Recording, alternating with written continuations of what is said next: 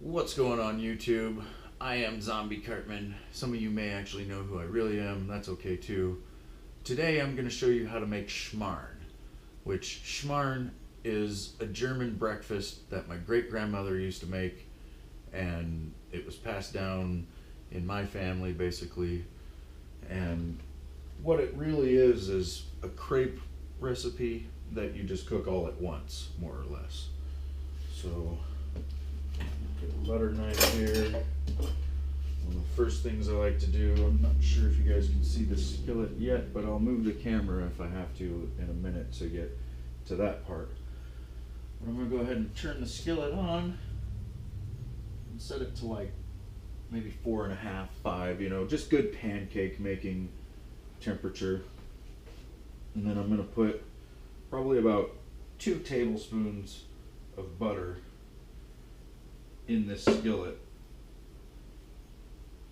and just let it kind of melt around.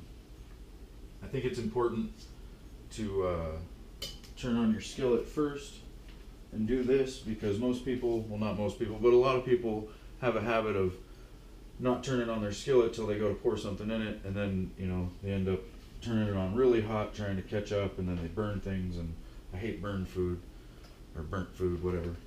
So anyway, now that that's in there, you're going to want to take 6 eggs, and you're going to want to do this in this exact order, and you'll see why here in a second. But I do this in a blender. Now you could do it in a mixing bowl with a whisk or even a spoon if you had to, I guess, but a blender is much faster. So you're going to do 6 eggs. I'm going to have to speed this part up. Another pro tip as I'm sitting here cracking these eggs, you always want to crack eggs on a flat surface.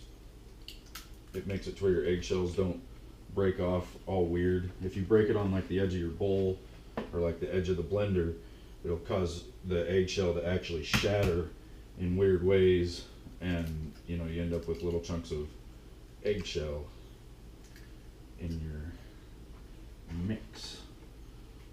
Okay, so that was 1, 2, 3, 4.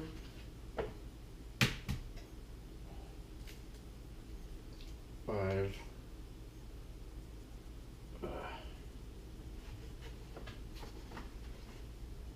I was missing at least one out of there, I think so. And 6. Now I got my 6 eggs in there. I'm going to rinse my hands really fast. Get all this raw egg off.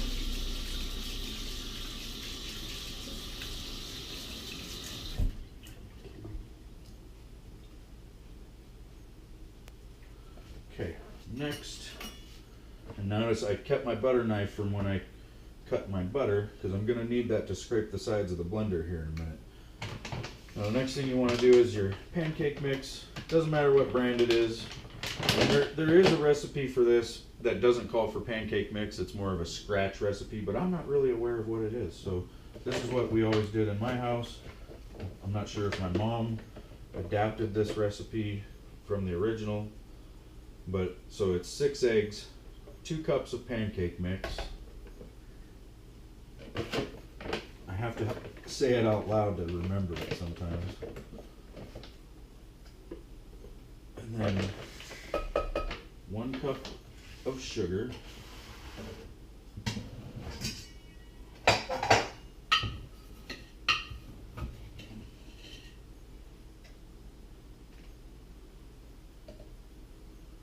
And then 1 cup of milk.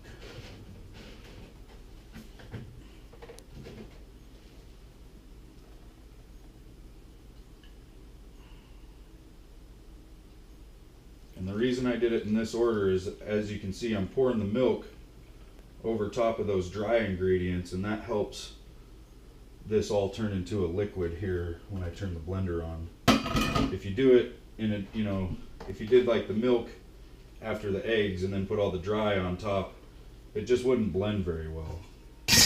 I think it's important to note that you do it in that order. So now that we've got that, I'm going to throw the lid on. This one you have to hit the on button. And I'm going to go with pulse. You can do any setting, liquefy, whatever you want. This is going to be loud.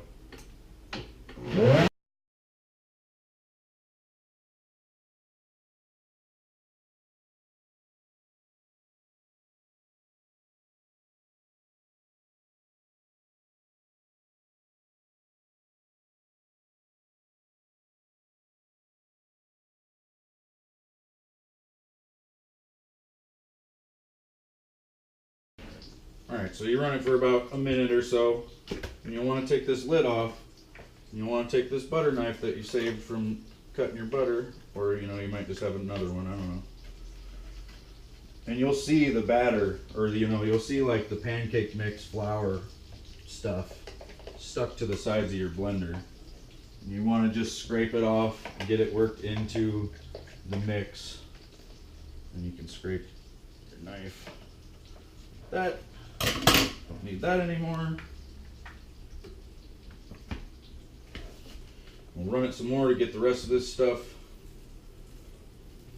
nice and mixed in.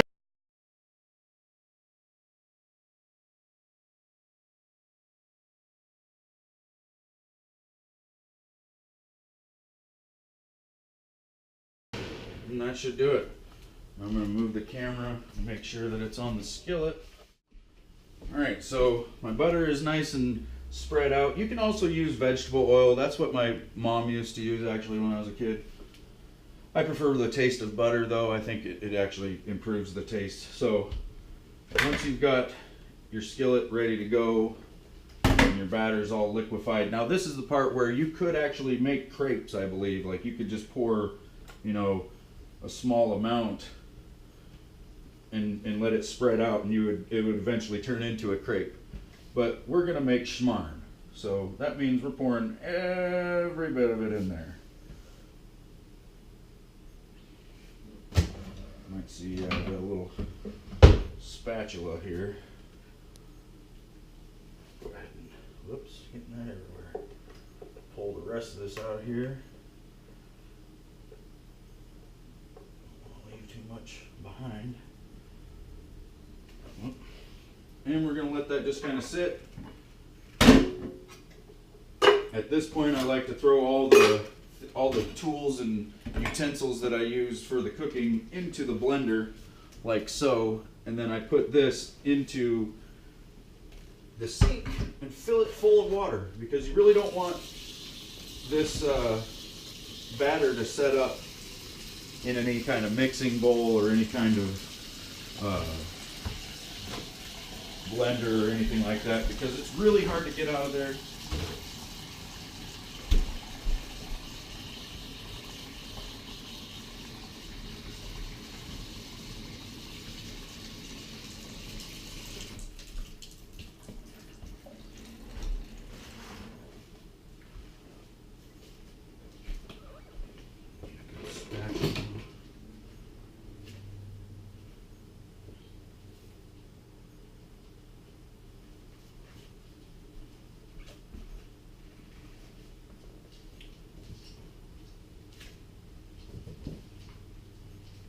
So now at first, it's really weird. The batter will be pretty much 100% liquid. And you'll see it kind of bubbling here on the top like it is. Kind of like when you cook a pancake. But what you want to do is just start scraping the bottom. And you can see there's some brown.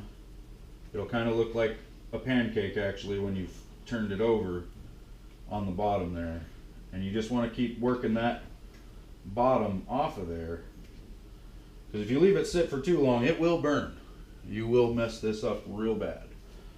So this is the part, after a few minutes here and it starts really bubbling, you're gonna have to really start turning this over. You kind of want to let it sit for about 30 seconds or so before you do each turn. But when you do scrape the bottom, you've got to make sure you get each section evenly. You don't want to leave a space, because that will burn. So and as you run this stuff around in here like this, it's going to set up.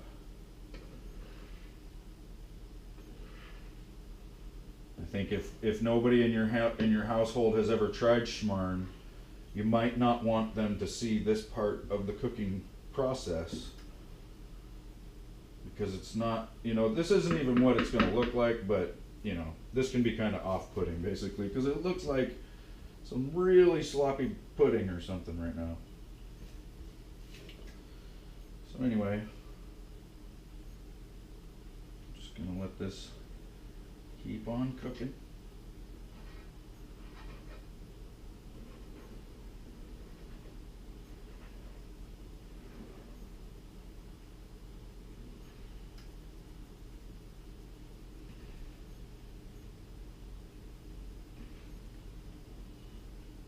I think my phone is ringing in my pocket, which it's on vibrate, so it's just making a weird noise.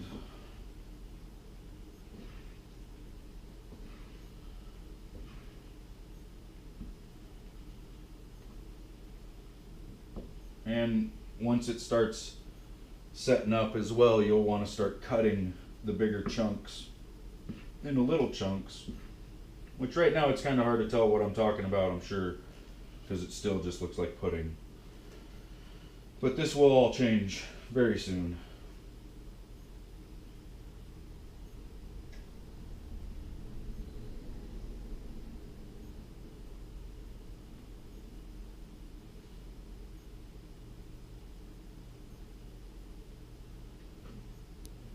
I like to scrape the sides too, because it gets up on the sides there, and if you leave it sitting there, it's just going to turn into like a film of inedible, basically.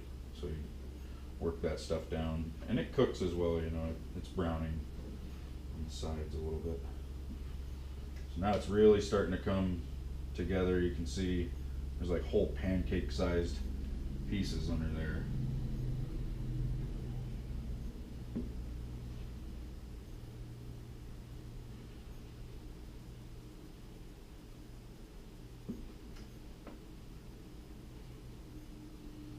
And you'll just want to keep turning it, keep scraping the bottom. Make sure if you're using a non-stick pan, you're not using a metal spatula, because you will destroy your non-stick. I suppose if you are this far in life, you probably know that. I don't know. You're at this point in your life where you're looking up weird recipes on the internet, then you probably know what you're doing with your non-stick. I don't know, maybe. It's like making the biggest omelet ever. Actually, not really. What I like in this too, basically at the end, is it's kind of like scrambled pancakes, because you end up with a bunch of chunks of pancake. And this breakfast here, this Shmarn, it is very rich and very filling. Like, it doesn't take a whole lot for any one person to get full eating this stuff.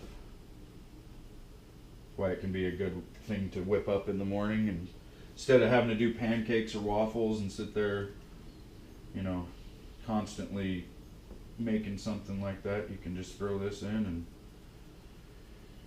sit here and constantly stir it, I guess. I don't know.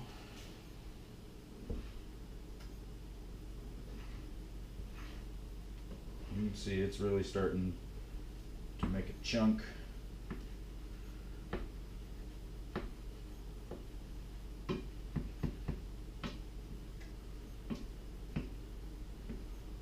Just cutting it.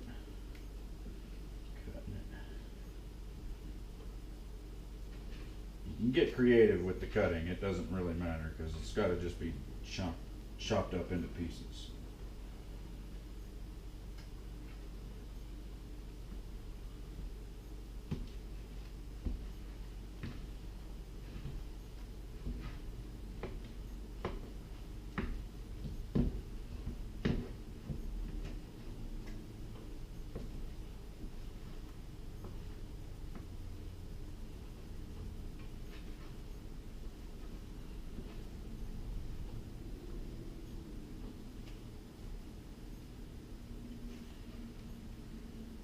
this point. See any bare patches in your skillet, you'll want to work the wet batter into those and let it start cooking.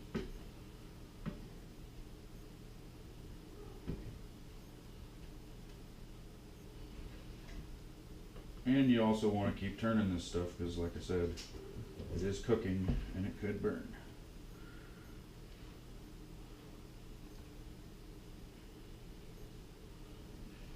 This isn't actually the best spatula for this.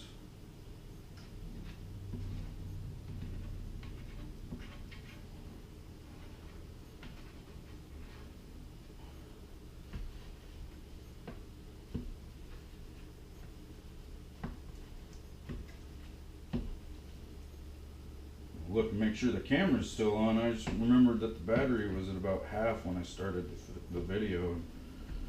I would hate for it to die mid-film. So now you can see it's really starting to set up to look something like scrambled eggs, you know, and once again you just want to keep chopping up all the bigger pieces into little pieces.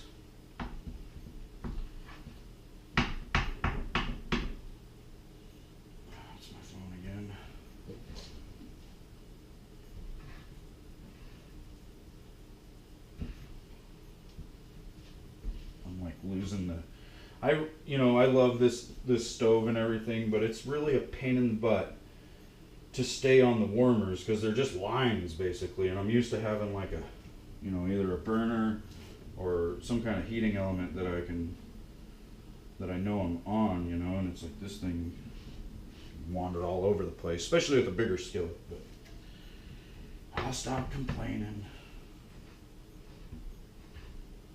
It almost seems like I don't have it hot enough.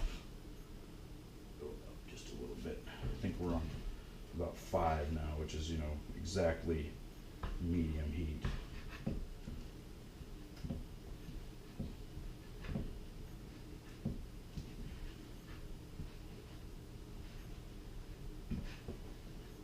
Once you get it to this point where it's all chunky, what you're really looking for is for it to all dry out. Like right there, how that's all glistening, that's pretty wet, and so it's not done yet. So now at this point, you're just kind of letting it sit in the bottom and get a good brown going, just like a pancake once again. Scrape the edges here.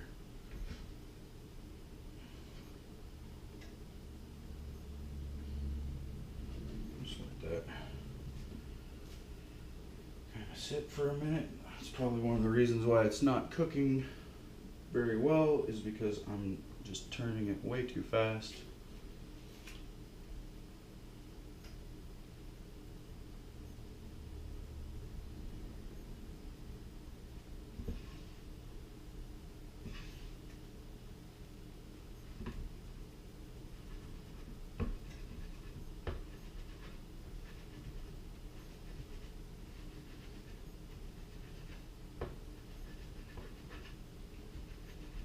And as you cut up the bigger pieces too, you'll expose more of the moisture within the chunks basically, and that will make it cook a lot faster.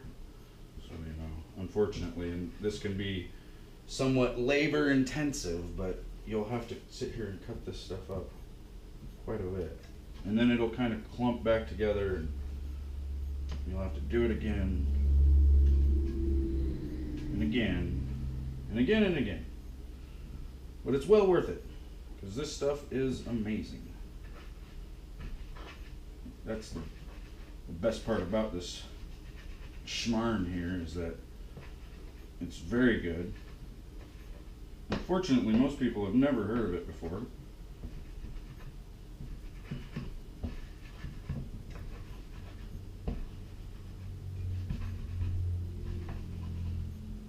Before now, right?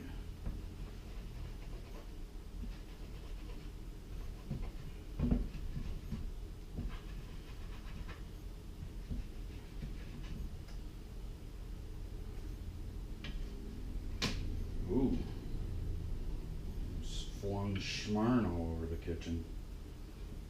I have some explaining to do there. And just gonna keep letting her sit. While that's kind of doing that, you can grab a coffee mug.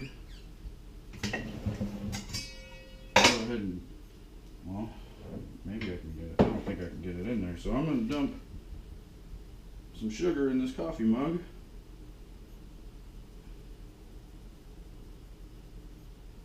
Probably get it almost halfway full. Don't need too much. Things here.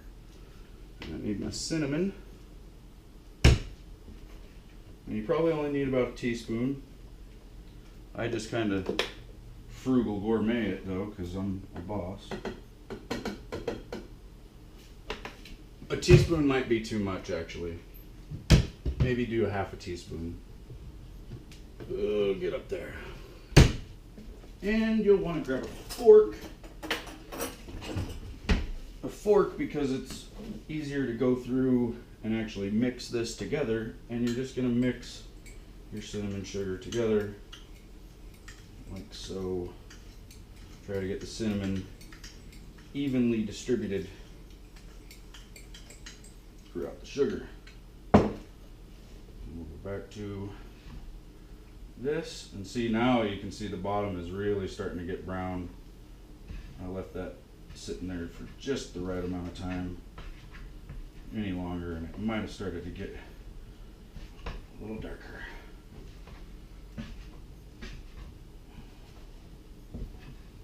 And you just want to keep cutting it, like I said, cutting and flipping, trying to get, you want the brown pieces to stand up basically because that's already cooked, right? And cut the big chunks down into little chunks.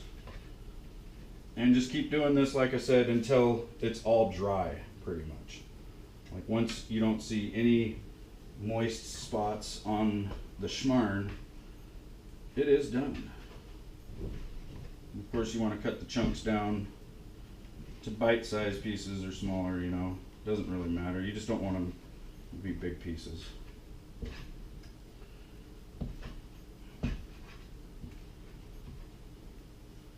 And that's pretty much it.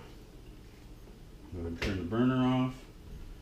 Let it kind of sit here. It'll still cook on the bottom here, so you'll, even with the burner off, you'll want to kind of, turn it every once in a while. Just kind of sit here and roll this around.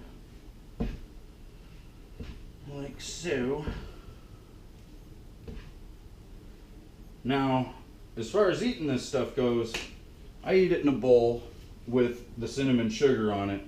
That's the way I was raised to eat it, and that's the way I prefer to eat it.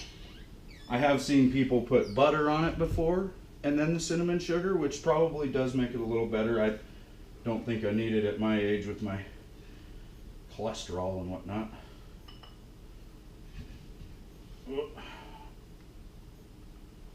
And then I've also seen people actually put milk on this and eat it like cereal. There's a piece that I lost.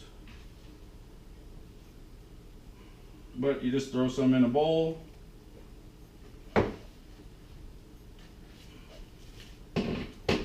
Throw a little bit of cinnamon sugar on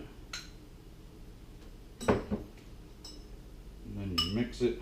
You don't have to mix it up too much.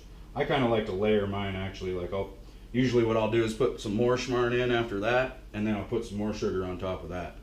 But for the purpose of demonstration, I'm just going to do it like this. So now you got your Shmarn all sugared up. And it is scrum diddly. If you made it this far in the video, please comment. Stop talking with your mouth full. And have a good day.